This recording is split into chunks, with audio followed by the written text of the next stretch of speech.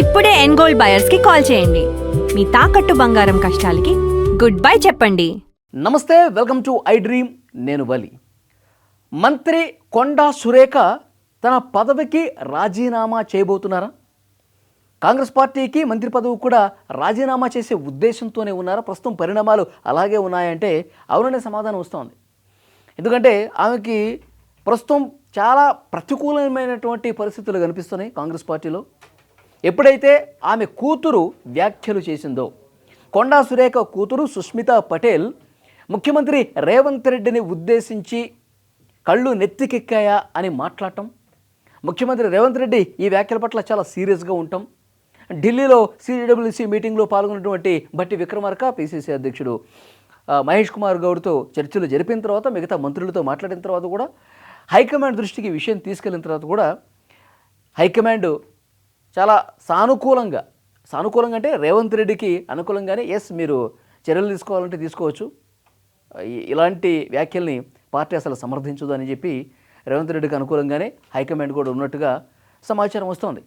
So కాబట్టి అందరి అభిప్రాయం ఒకటే, ఇలాంటివి మళ్ళీ రిపీట్ కాకుండా ఉండాలంటే నేరుగా ముఖ్యమంత్రిని టార్గెట్ చేయటం, ముఖ్యమంత్రి మీద విమర్శలు చేయటం, ముఖ్యమంత్రిని అవినీతిలో కూరుకుపోయాడని చెప్పి ఇలాంటి వ్యాఖ్యలు చేయటం, ఇది ముఖ్యమంత్రికే బ్యాడ్ కాదు, కాంగ్రెస్ పార్టీ ఇమేజ్కే పెద్ద స్థాయిలో ఇది ఒక మచ్చ తీసుకొచ్చే విధంగా, ఇమేజ్ని డ్యామేజ్ చేసే విధంగా ఉంది. కాబట్టి భవిష్యత్తులో మళ్ళీ ఎవరు చేయకుండా ఉండాలంటే ఒక పక్క యాక్షన్ తీసుకోవాల్సిందే అన్న ఆలోచనతో హైకమాండ్ నుంచి ఇక్కడ ఉన్నటువంటి కాంగ్రెస్ పార్టీ ఎమ్మెల్యే వరకు కూడా ఇదే అభిప్రాయంతో ఉన్నారు, మెజారిటీ.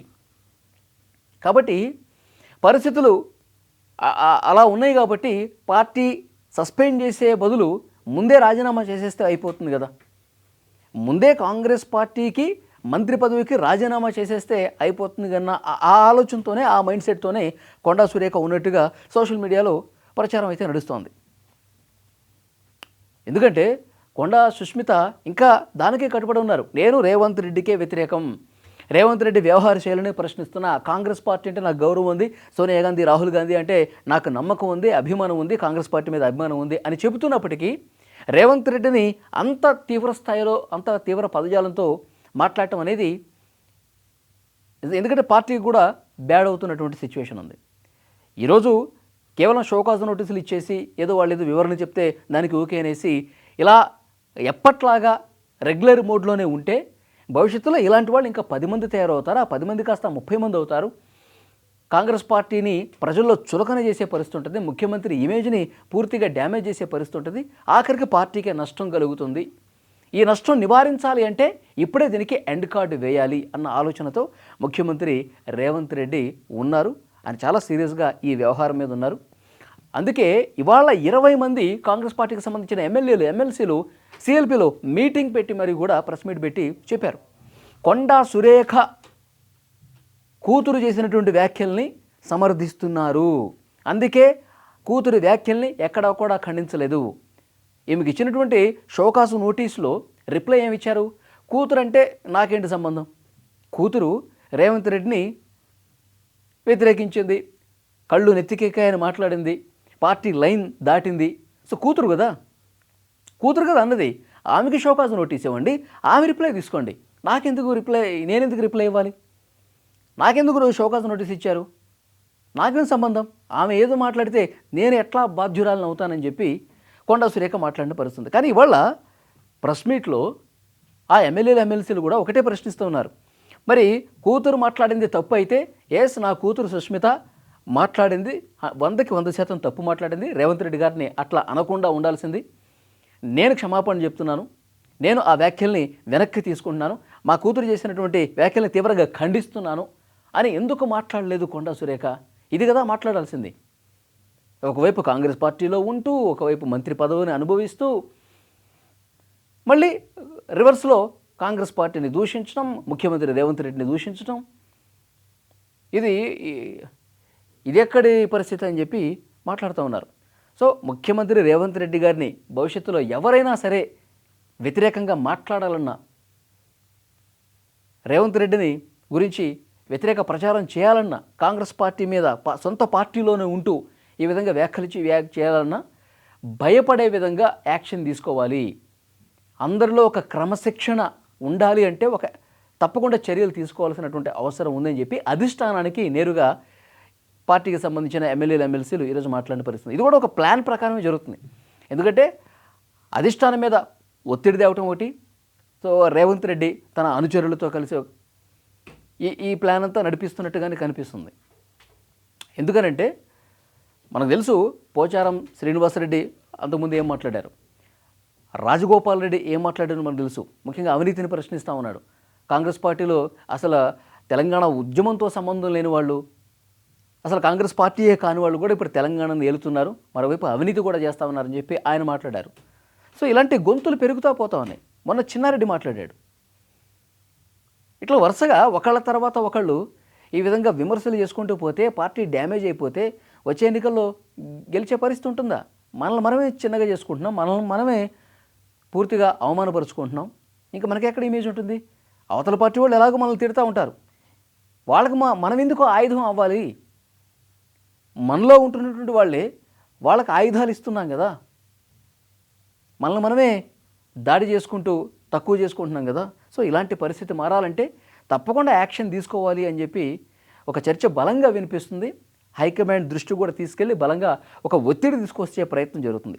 సో ఇది గ్రహించారు కాబట్టి కొండా సురేఖ పార్టీ డెసిషన్ తీసుకునే లోపే మనమే పార్టీ నుంచి వెళ్ళిపోతే బెటర్ కదా, మనమే పార్టీకి రాజీనామా చేసేసి నా మంత్రి పదవి కూడా రాజీనామా చేసేసి అంతవరకు ఎందుకు వేచి ఉండాలి, ఇప్పుడే చేసేస్తే అయిపోలా, కొంచెం గౌరవంగా నేను కూడా వెళ్ళిపోతే బాగుంటుంది కదా అన్న ఆలోచనతో కొండా సురేఖ ఉన్నట్టుగా తెలుస్తుంది. ఎందుకంటే ముఖ్యమంత్రి రేవంత్ రెడ్డి సహాయ సహకారాలు అందించట్లేదు అన్నది వీళ్ళ అభిప్రాయం. అందుకే మొన్న వరంగల్ సభలో కూడా రేవంత్ రెడ్డి గారు పార్టిసిపేట్ చేసినప్పుడు కొండా సురేఖ అక్కడ ఆ జిల్లా మంత్రిగా కార్యక్రమానికి హాజరు కావాలి, ముఖ్యమంత్రి వెంట ఉండాలి, కానీ లేరంటేనే ఆ గ్యాప్ అనేది చాలా స్పష్టంగా కనిపిస్తోంది. మరోవైపు పరకాల నియోజకవర్గం నెక్స్ట్ ఎమ్మెల్యే కూడా రేవూరి ప్రకాష్ రెడ్డికే ఇస్తాం, ఆయన్ని భారీ మెజార్టీతో గెలిపించాలి అని స్వయంగా రేవంత్ రెడ్డి మాట్లాడారంటే మనకు అవకాశం భవిష్యత్తులో పరకాల నియోజకవర్గంలో లేదు అన్నది కూడా క్లియర్గా అర్థమవుతుంది కదా. ఒకవైపు పార్టీ నుంచి ముఖ్యమంత్రి రేవంత్ రెడ్డి నుంచి ఇక్కడ మనకి ప్రత్యర్థి అయినటువంటి రేవూరి ఆయన సపోర్ట్ ఉన్నప్పుడు మనకి లేనప్పుడు ఇంకా పార్టీలో ఉండి ఏం లాభం? ఇంక పార్టీలో ఉండి ఏమి లాభం? భవిష్యత్తు అంధకారంగా కనిపిస్తున్నప్పుడు, ఉపయోగం లేనప్పుడు ఇంకెందుకు ఉండటం అన్న ఆలోచనకి కొండా సురేఖ ఫ్యామిలీ వచ్చేసింది.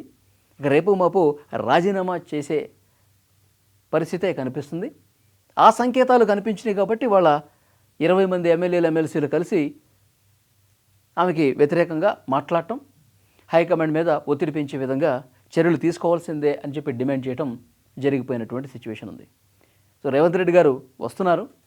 ఆయన లండన్ నుంచి, ఎందుకంటే అమెరికా టూర్ కూడా రద్దయిపోయింది కాబట్టి, కేంద్రం అనుమతి ఇవ్వలేదు కాబట్టి డైరెక్ట్గా అమెరికాకి వెళ్ళకుండా లండన్ నుంచి వచ్చేస్తున్నారు ఇండియాకి. ఈ 1 or 2 డేస్లో హైదరాబాద్లో కూడా ఉంటారు. ఆయన వచ్చిన తర్వాత ఇంకా ఈ చర్యలు తీసుకునే విషయానికి సంబంధించి వేగంగా పావులు కదిపే అవకాశం ఉంది. లేదు ఇక వాళ్ళు చర్యలు తీసుకునే ముందే నేనే బయటికి వెళ్ళిపోయే పరిస్థితి ఉంటుందని చెప్పి ఆమె భావిస్తోంది.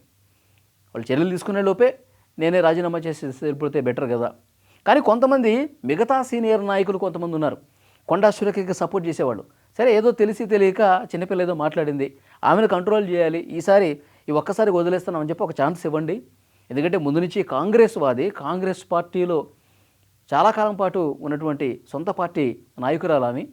మధ్యలో ఒకసారి బీఆర్ఎస్కి వెళ్ళి వచ్చేసినప్పటికీ కూడా ఆమె బలం అంతా కూడా కాంగ్రెసే.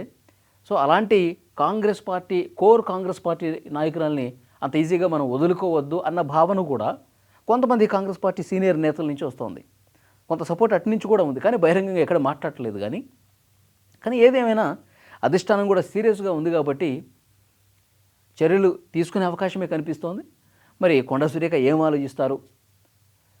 కూతురుతో ఏమన్నా మళ్ళీ చర్చలు జరిపి నచ్చజెప్పి ఏమన్నా క్షమాపణ చెప్పే పరిస్థితి ఉందా? లేదు అంటే కనుక ఈమె రాజీనామా చేసే ముందుకెళ్తారా? ఈ 2 డేస్లో తెలిసిపోతుంది. ఈ వీడియో మీద మీ అభిప్రాయం కూడా కామెంట్ చేయండి.